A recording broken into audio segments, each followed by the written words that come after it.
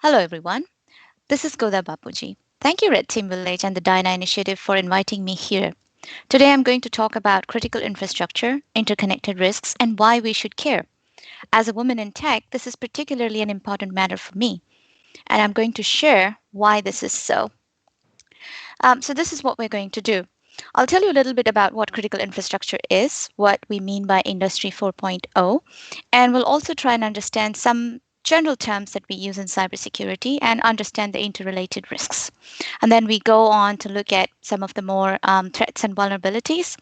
But on top of that, we're also going to understand what cognitive and sociocultural limitations are and how and why we need to understand this in order to build resilience through preparedness and capacity planning. We'll look at some of the gaps and some of the barriers, especially from a gender perspective. And this is why women should specifically be looking at this presentation. Thank you, and let's begin. So, what is critical infrastructure? Critical infrastructure are those essential public services such as hospitals, banking, schools, water treatment plants, etc.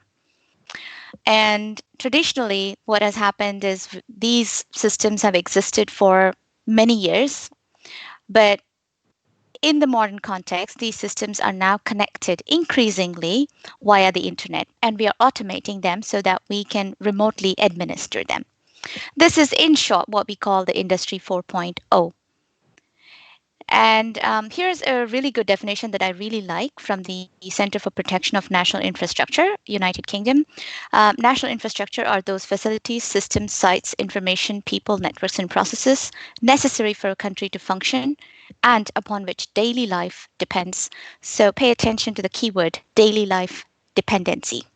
It also includes some functions, sites, and organizations which are not critical to the maintenance of essential services, but which need protection due to the potential danger to public. Example, chemical sites. So here's a really good graphic. And if you guys see all of the links that I've used for different graphics and different references for this presentation, I have listed them at the bottom of this slide. So you will be able to go to this website and look at it in much more detail. So if you look at the history of our industries on sort of a timeline, there was an original inventions of steam engines, mechanization, and water power. And then when electricity was invented, we discovered electric based industries and we went on to mass production. In the After the war, we discovered a lot of technology that revolved around internet. The internet was created, which actually created a whole different world in which we could work in. And then when electronics took hold, we had the whole automation take on a completely different meaning. Now we come to what we call as the fourth industrial revolution. What does that mean? It's basically just an extension of everything we have until today, including the internet, but there's more automation and there's more remote administration. And we also sometimes call it the cyber physical systems because now the traditional physical systems that have existed across the three past industrial revolutions are now more being brought onto the internet. So this graphic is a really good one. What is an industrial control system? So I'm giving you a very simplistic definition here. Industrial control systems are a set of components, devices, and systems that together control, administer, and manage the critical infrastructure. And you will hear of this terminology. The ICS folks may talk about this. So you hear of things like process control system, distributed control system, PLCs, programmable logic controllers, SCADA systems. Just remember that these are all different systems that are now additionally accessible remotely via the internet on the cyber realm. I've been asked this question a few times. So ICS security, is it not the same as IT security? And of course, I've also heard a bit of confusion between IT security and information security. But here's the thing, ICS security varies from IT security because the attack vectors and the impact surface bleed into civilian lives. If you remember the first slide, our lives depend on the services that we receive from hospitals, banking, schools, and different infrastructure. So we depend on these services on a day to day basis, which means if something happens to any of these services, our lives directly get impacted. So as you can see, this is completely different from how a cyber attack may impact an IT infrastructure.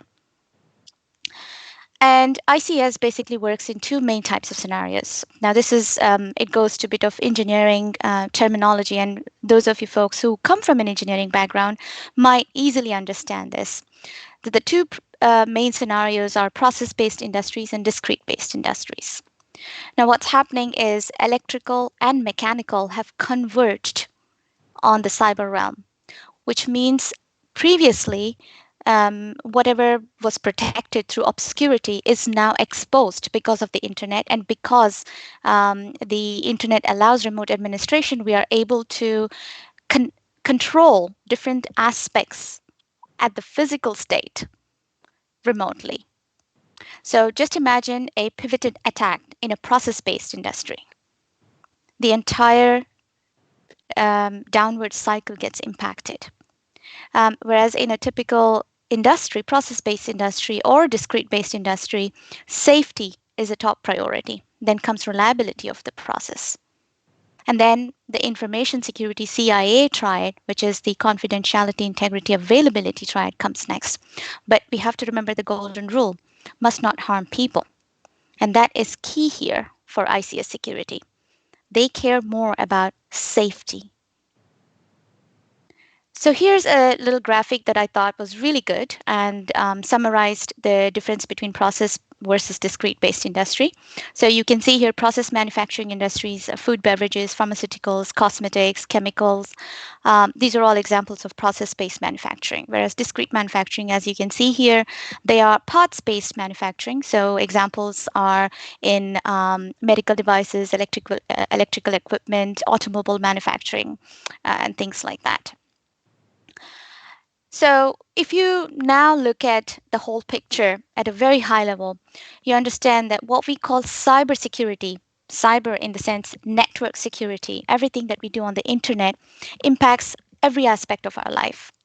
So, I put together a little graphic to show us this interconnection. Cybersecurity provides overall human security, it ensures service availability, it assures integrity, and it impacts all of these services. Now, these are not exhaustively listed on this graphic, but you get the idea based on the previous discussion that we had.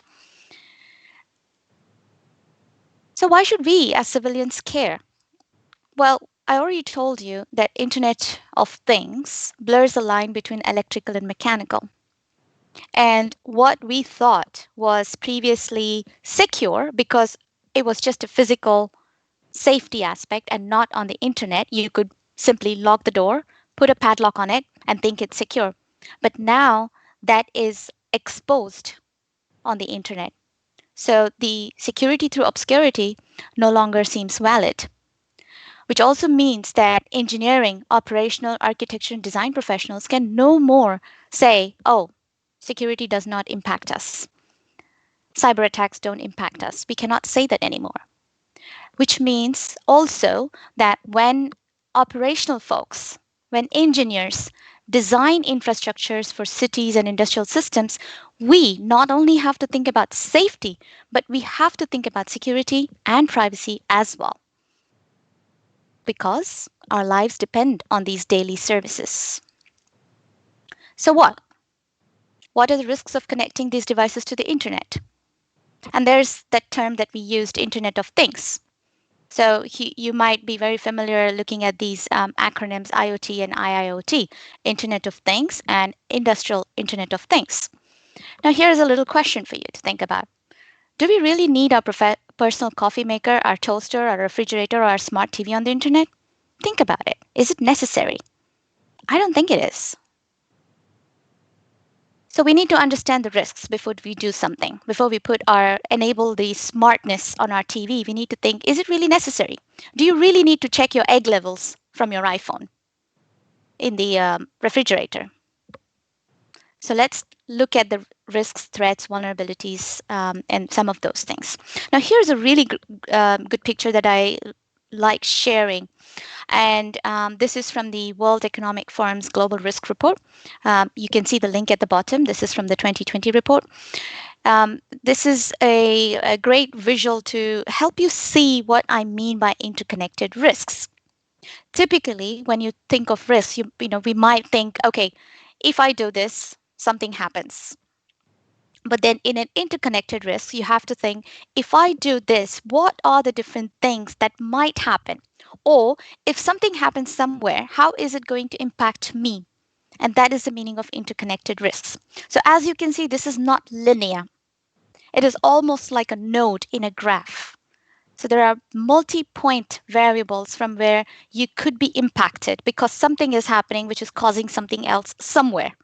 And you could be impacted because of that. That's how we need to think in our modern context. And that's why I really like this picture.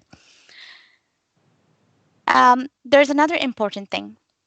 Defense and military organizations like NATO have formally recognized cyberspace as a new frontier in defense, along with land, air, sea, which means the cyber realm could be used to wage cyber warfare on the computer networks. What does it mean? It means that the alliance could use cyber weapons to manage global threats to systems and infrastructure used by NATO allies. Remember this keyword: allies, North America, and European countries. What about other countries? Are they prepared? In short, is the civilian world ready for the impact from new generation warfare? That's the key question we need to ask ourselves. Let's look at this now. It's an interesting map, and it's from imperva.com. And just not to take it out of context, but actually to bring it into context. If you look at this map today, you might think maybe these are COVID infections, COVID-19 infections, but actually not. This is from 2016 when the Mirai botnet infected computers all over the world. And surprisingly, it was a very simple attack, a distributed denial of service attack, and it targeted CCTVs, cameras, DVRs, routers. So you see what I mean of how pervasive internet attacks can get and control our lives. The International Federation of Red Cross actually helps us divide disasters into five big types. So you've got the geophysical disasters, you've got biological, you've got climate disaster, and you've got weather related disasters, and you've got hydrological disasters. But think about this. On top of the existing disasters that we already know that are quite complex as it is, earthquakes, fires, tsunamis. On top of these things, think about the social inequities that exist in our societies. And then think about the irreversible damage we're doing to our ecosystems, to our biodiversity. And think about the unsustained, unhindered development policies that put profits over people. These are all the counteracting forces. On top of that, think about inequitable technological developments, which means if you don't really pay attention to the stuff that we're putting online, to the type of code we are writing, to the security and safety of our systems, when something happens, now think about the interrelated risks picture that I showed you. The innermost circle that you see, a geophysical disaster, like an earthquake, might impact internet systems, which means people who are already in poverty may not be able to access services that are provided online. COVID-19 has actually shown us how life can be during a global pandemic, something that affects everybody across the world. The entire world was shut down, but we all got along. We all kept together. One reason: we had the internet with us. But just imagine if the internet were to be impacted. The internet cannot become our single point of failure. And this is why it's important for us to pay attention to this fact. So, what are the types of vulnerabilities that the internet faces, and why is this important? More than you can believe, the internet actually allows us to conduct several types of attacks. Sometimes human become the weakest links. Because what happens usually is we pay a lot of attention to installing SSL certificates, to doing our giving our great UX UI on our systems, but some of the core services that start at the physical level, or some of the core services that are at the database level, we typically tend to ignore them or forget them, or think that, oh, this is on the innermost network, nobody's able to access it. That's a typical excuse that we hear. But then just imagine, with more and more interconnected systems, it is harder for us to find out where the attack is coming from, which means we are not sure of the vectors of the attack. It could be from anywhere. And this graphic is really neat because it gives us sort of a high level overview of the different types of attacks that could happen in an industrial system. On top of that, as you may already know, mobile phones have their own problems. They are not completely secure. Well, you might say, yeah, I'm going to turn off my locations setting in the settings, but turning off location settings does not completely resolve the issue. The device itself has location tracking abilities, and there are several issues within the device software itself. So mobile phones have their own set of problems that complicate issues further. So just think, if you're using the mobile phone to remotely administer your systems, your critical systems, that's not a very good idea. Over that, you've got networking protocols that have their own limitations. A lot of these protocols are legacy protocols. They have been written many years ago. Are they forward compatible? We try to patch them every now and then, right? We try to do our maintenance on our systems, yes, but inherently, a lot of these protocols have limitations within themselves. And you may have heard a lot about the issues around the 5G network. But do your research. Don't believe what the media tells you, don't believe what you see on the internet. I suggest you do your own research, read scientific journals, read engineering journals. Make sure they come from reputable sources. Look at the number of citations for each of these articles. And then you understand the type of issues that your networking protocols have. Software maintenance brings additional complexity in highly interconnected systems, especially now if you couple them with your critical systems. And that's why it's important for us to critically think if and how we should connect our industrial systems to the network. And not just our industrial systems, but also our daily life stuff that we say, as in Internet of Things within our homes, onto the network. Because here's a thought. Although we might say, oh, I don't have any important data on me. There's nothing expensive that I hold, or there's nothing confidential that I hold. But what usually happens is, if you don't pay attention to the security of your devices at your home or in your small business, your system could be used as one of the routes through which other attacks could be launched. So you have to really pay attention to even your security. And here's the fact. As humans, we have cognitive limitations, which means you also have to remember that artificial intelligence code can also have these bias and limitation built in as a result. Because the way we think, the way we make decisions, those decisions will be reflected in the way we program and write these AI code, and the way we train ML to recognize the learning patterns. So it's very important to recognize that we have cognitive limitations that will impact security and safety. And here's a nice matrix on a grid. This comes from the very famous book Thinking Fast and Slow by Kahneman and Tversky, and it's called a fourfold pattern of preferences. What it basically tells you is that as humans, we have fallacies, which means depending on whether we are winning or losing,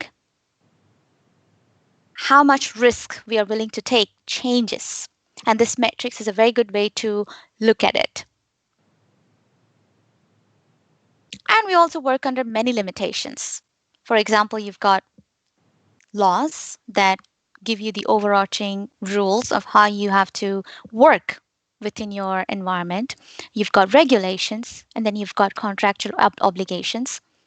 But on top of that, you've got geopolitics, and you've got your sociocultural norms that tell you whether or not you should be doing something, how much integrity do you have, whether whether you carry out your business operations with integrity. There are so many aspects that impact how we think about security and safety and how we make decisions about risk. So, when you want to know how you make decisions about risk, think about the matrix that I showed you.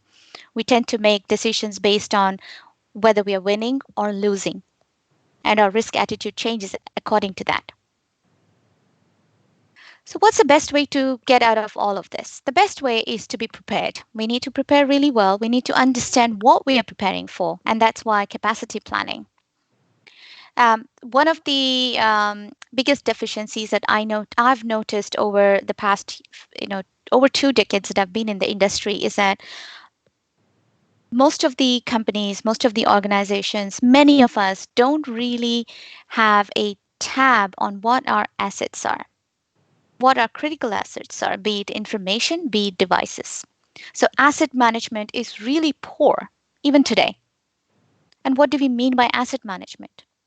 If you really don't know what your empire looks like or what your organization looks like, what are the key assets that you need to protect? What is important to you? If we don't have that classification, categorization, and prioritization, it is very hard to protect because you cannot literally put a bubble around everything. So that's why asset recognition is very important. We need to characterize it based on priority. That way, it becomes easier for us to segregate our assets, give them priority in terms of security and confidentiality, and whether or not they have to be available 24/7. And depending on these decisions, we can then provide the relevant safety and security for these assets. Now that you have a very high level, a very quick overview of what critical infrastructure is, what do we mean by ICS, and how does cybersecurity relate to all of these things, you might be wondering, so what can I do to help protect our ICS? Of course, as I say here, you must join in the workforce for the future. Skills required to defend our ICS. Now, here are some of the skills that I recommend learning. The first, I would start with understanding network protocols and how they might differ in industrial systems. So, take time to actually study network protocols. Take time to study operating systems, how the kernel and the core of the operating systems work, because most of the security vulnerabilities exist within this core.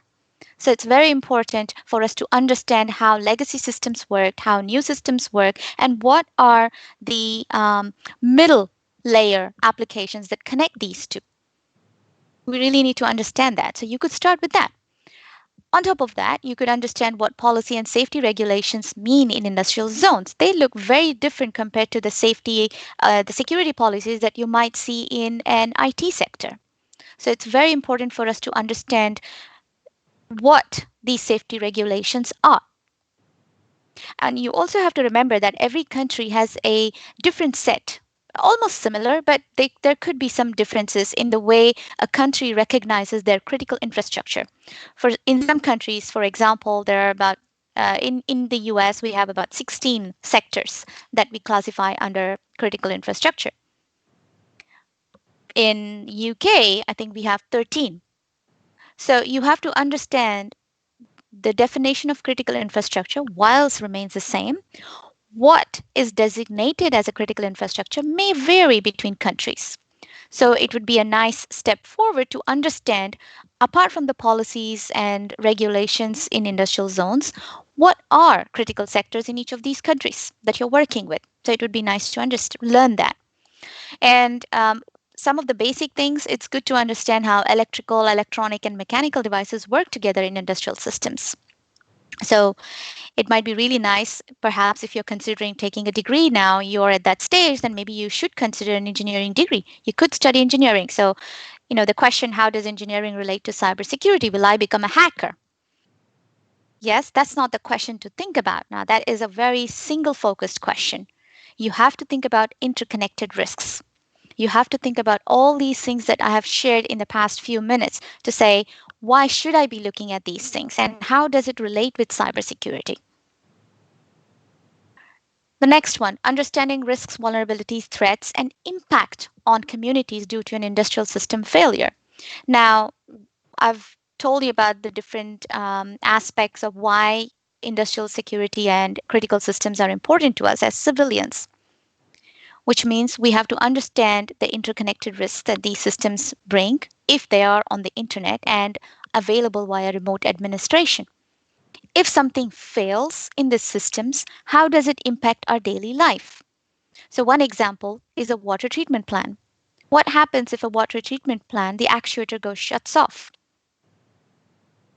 Maybe the sewage system doesn't work. Our water systems get polluted. Just imagine what might come out of your tap. Is it safe enough to drink? So you have to think about interconnections at that level. Start from the industry, think about your own life, and think about how these two things are connected now.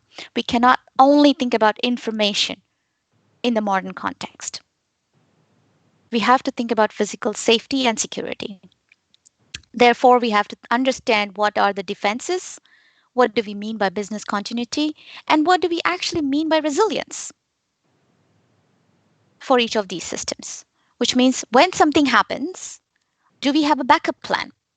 If the internet were to go down in a certain part of the region, do we have backup of working without the internet? It almost seems pervasive how we tend to Google everything. Can you do that? Can you think of options and solutions without Googling? Do you have access to telephone directories and information at your fingertips, written down somewhere? Do you have a physical backup of things? These are the type of things that you have to think about in order to become resilient in the modern context. And that's why this matters.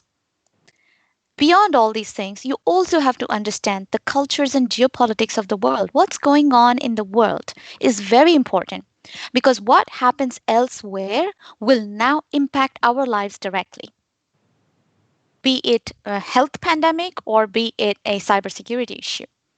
We really have to pay attention to what is going on in the world, which means we have to understand the politics that's going on in the world and how those politics can play into the services that we have and perhaps how the services could be used as a tool to conduct cyber warfare. Now, this is not an endorsement of AWS, but I just thought because I really like these services and they're one of my favorites, I thought I should share this with you.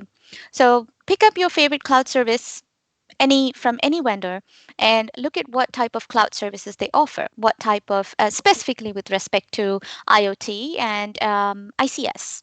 Look at what software they offer, look at what kind of equipment and devices they offer, and maybe go ahead and learn the skills because these are the type of skills we'll need for the future. And you could learn about threat modeling. That's a nice start as well to understand what exactly happens in the mind of an attacker and how do you go about resolving that or counter attacking that or defending that. So this slide gives you some sort of a start to that with a few links here. Some of my favorite links. But also, if you look at this little graphic on the right hand side, you see that the adversary group uses techniques, and this is by MITRE. The techniques accomplish certain tactics, and the adversary group also uses software and social engineering to achieve what they want to achieve in terms of a cyber attack.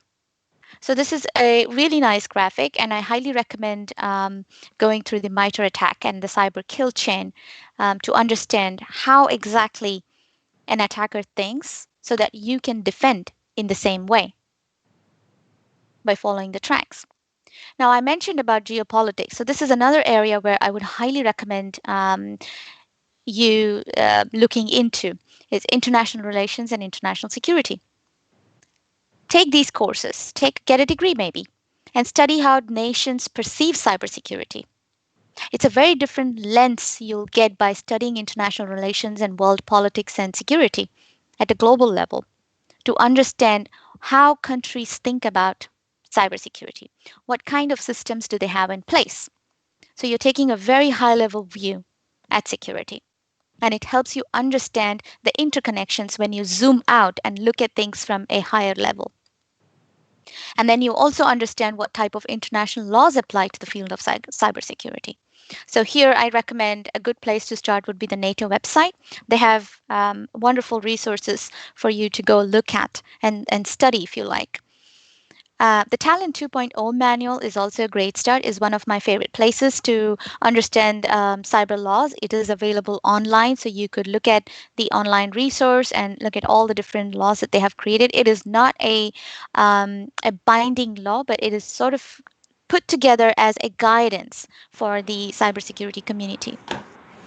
And here's a learning map that I offer. So you could say, understand the key terms. And this is basically the learning map that I have designed the slide deck as well. So make sure you use this as sort of help to might help you go from point to point in navigating the cybersecurity field. And now the next thing is to understand gaps, why and how all these matter, and what are the issues we face today. So we've already talked about this. Digital technologies increasingly feature in what we call the asymmetric warfare. What is asymmetric warfare? They are attacks by smaller countries and less powerful countries and non-state actors on larger, powerful states. So you can look at more at this in the Global Risks Report from the World Economic Forum. Very important point to remember is war zones are now no longer limited to a distinct geographic area. Because of how industrial systems are now connected on cyber realm, cyber warfare can actually impact our physical lives. And that's why I say war zones are no longer limited to a geographic area. Now, here's the state. And this is why it's important for us to pay attention to the cybersecurity workforce. This is a report from 2019 from ISC Squared. And the report clearly shows us that there aren't enough people to monitor, prevent, and deter cyberspace. And this is a picture that you can see by region, by different regions of the workforce gap in each of these regions.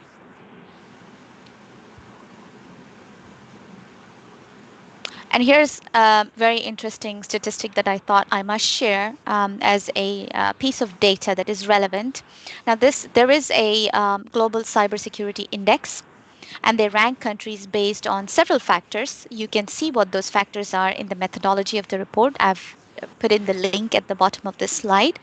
But according to the 2018 report, India regionally in the Asia Pacific region ranks number 10, and globally it ranks 47 on Global Cybersecurity Index ranking, which means this tells us there is a lot of work to do for us to prepare to become much more proactive and resilient as a country to secure the resources and our people. And here's another graphic that has a piece of data. I like giving you these pieces of data because it makes more sense when you look at facts. What this slide tells you is that the potential that females give us in terms of labor force is much higher compared to the potential labor force of men. And this is quite consistent across the different income groups, as you can see here. And I've marked it with the red blocks here. So this effectively means that we must match potential to workforce gaps. So you saw the previous slide where I said that we don't have enough cybersecurity professionals in our workforce to protect and defend our countries. And here in this slide, you're seeing that there are women available who are ready to contribute to the workforce, but we are not utilizing their services and skills in the right way. There is a gap between the supply and the demand. So we must close this gap. So why aren't we able to close these gaps? Because there are barriers. What are those barriers? Now, I haven't tried to be very exhaustive in listing out the barriers, but here are some of my favorites. Women in STEM. Now, although we think by if you try to Google data on women in science and technology fields, we might be under an impression that let's say a country like India has many women in engineering streams, but that does not actually translate to quality outcomes in terms of workforce. So there is still a gap. But the fact being that globally, we still have far less women in science and technology fields. And without onboarding women into STEM fields, we will not be able to close the highly skilled workforce gaps that cybersecurity requires. And without women already in these STEM fields, we will not be able to mentor women for future positions, which means it becomes our duty, all the women that are in the field today, for example, someone like me, it becomes my duty to be available to mentor other women for future positions. And this is another graphic that's really interesting. It's from a cyber crime magazine, as you can see here, is that they anticipate. Um, so, this is the current state of women, and they anticipate that we'll have roughly about 3.5 million women in by 2021, although no one might have anticipated the COVID-19 global pandemic, which means all of the numbers that have been projected before 2020 are literally in a manner of skew now because of the pandemic. So the numbers vary. Now, here's another graphic that tells you the male versus female cybersecurity workforce composition by region. So if you look at Asia Pacific, there's only 10% of the population are female in cybersecurity workforce. Whereas if you look at North America, although it's not very great, but it's 14%.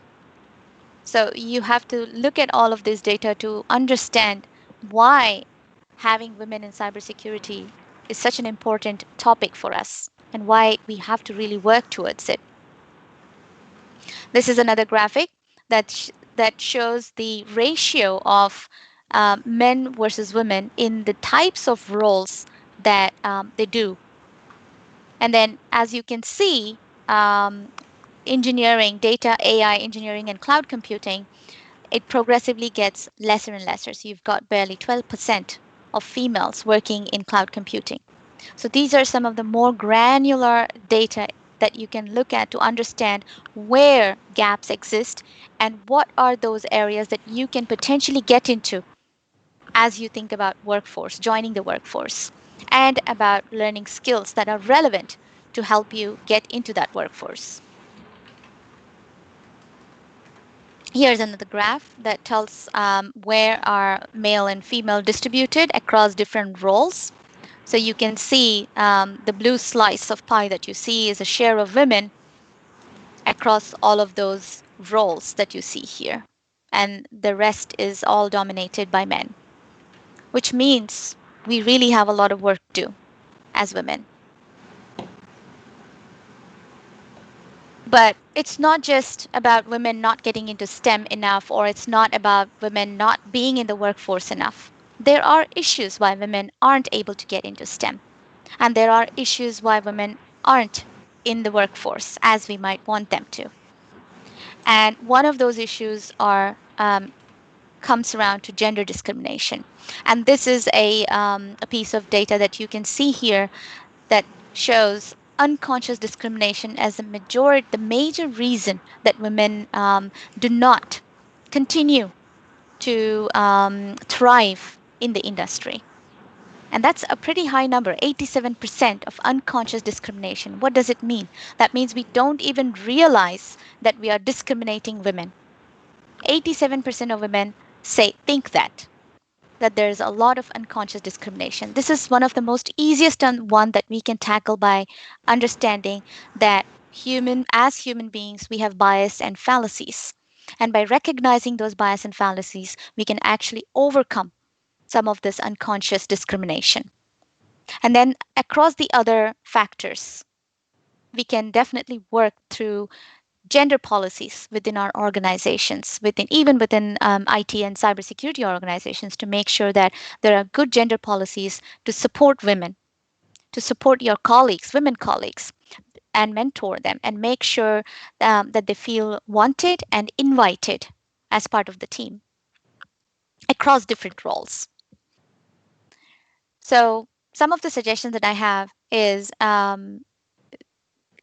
we really have to mentor women. We have to help them. We have to recognize, to begin with, what are the barriers that women face. And some of these barriers will be easy to tackle through policies and sometimes by education and awareness. Those are some of the easiest ones that we can resolve. But then there are the harder ones. The harder ones are getting more women into STEM. Even harder ones are in certain part of the culture. Perhaps a woman has difficulty staying in her field of work because either she's of a marriageable age or she needs to get married or she needs to have children. There are different social and cultural norms that bind women to duties, that the gender stereotypical duties that we ask of them. So perhaps by becoming aware and creating policies that are much more conducive and women friendly, we'll be able to have more women and retain more women in our industry in cybersecurity. I do have a few links towards the end of this slide. I put them in appendix, but please do feel free to go through them because they're quite useful resources, although I will not be going through them in our presentation here. So I hope this brief overview of what industrial security is, how cybersecurity is interconnected with our lives, and now why this matters in our present context of Industry 4.0 is relevant and especially relevant to women because the workforce lacks women, visibly lacks women. And then there are barriers that prevent women from coming into the workforce, staying in the workforce. If we address these barriers, we will have more people available to defend the growing number of attacks that we face as we bring more and more devices onto the internet. So I hope this is helpful and thank you very much for joining us.